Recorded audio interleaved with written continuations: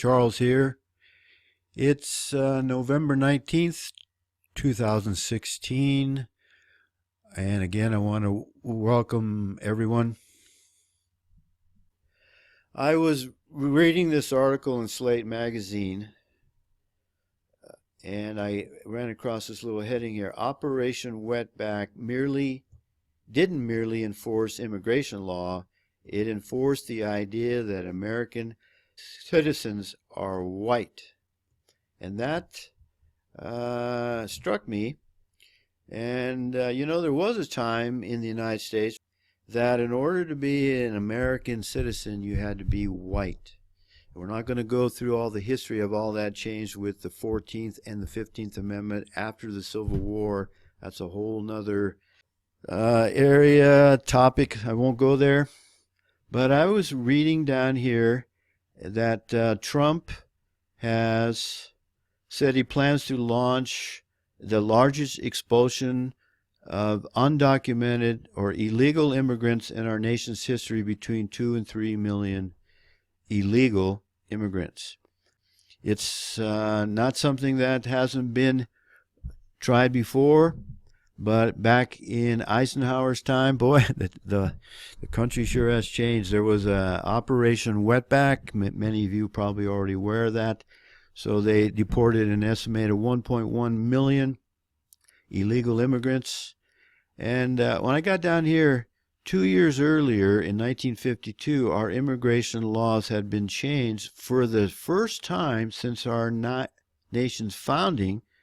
And now being white was not a legal prerequisite for naturalization. I wanted to look up this immigration law and how it was changed in 1952, so I went here. You got to be careful of Wikipedia, I know that, but sometimes to prove a point, I use Wikipedia because then nobody can say, well, you didn't use a quote, credible source. So here we have a credible source. And I noticed right away up the top, November is Wikipedia Asian Month. I'm wondering if Wikipedia is going to have a Caucasian month. But here we have the Immigration and Nationality Act of 1952. I'm not going to read all of this. I'm just going to hit the highlights. This was sponsored by Democrats. That party sure has changed in my lifetime. And was vetoed by Harry Truman because he thought it was absurd, or, quote, in his terms, it was fantastic that we wanted to protect ourselves from Eastern Europeans. You have to remember now, the Eastern Europeans were now under communist rule. The Soviet Union was given after, even though we won the war, the good guys won the war in Germany, we gave the entire Eastern Bloc over to the Bolshevik Jews who now controlled Russia. But again, that's another whole subject, and many of you who subscribe here already are aware of these facts, so I'm not going to go into that anymore, but that's a background a little bit for those of you who are not aware of that. And if we scroll down here to Truman's veto was overridden. Overridden by a vote of 278 to 113 in the House. That's more than 2-to-1 margin, and 57 to 26 in the Senate, again more than 2-to-1. And I think what McCaren said on the floor of the Senate is important enough for us to read. And here's what he said. I believe that this nation, this is being said now in 1953, 63 years ago.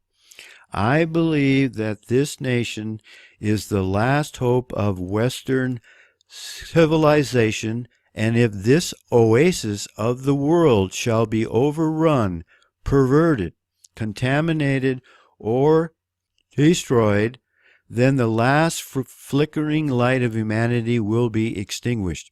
I take no issue with those who would praise the contributions which have been made to our society by people of many races, of various creeds and colors.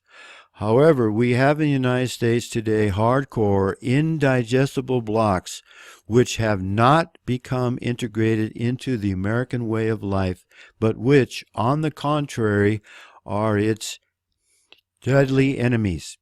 Today as never before, untold millions are storming our gates for admission, and those gates are cracking under the strain. The solution of the problems of Europe and Asia will not come through a transplanting of those problems en masse to the United States. I do not intend to become prophetic. But if the enemies of this legislation succeed in riddling it to pieces or amending it beyond recognition, they will have contributed more to promote this nation's downfall than any other group since we have achieved our independence as a nation. Wow. When I read that, I thought, wow, here's a man, and there was people there.